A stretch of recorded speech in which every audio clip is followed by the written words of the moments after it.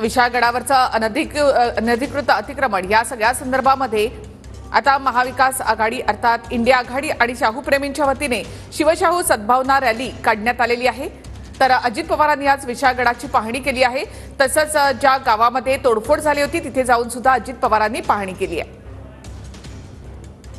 विशाळगडावरील नेमकं प्रकरण काय?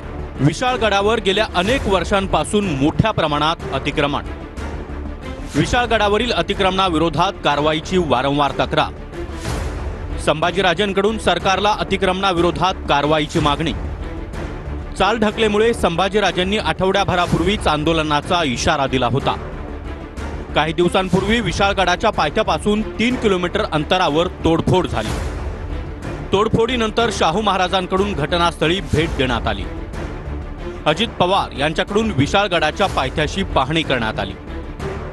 हिंसाचार झालेल्या गजापूर गावातही अजित पवार पोहोचले।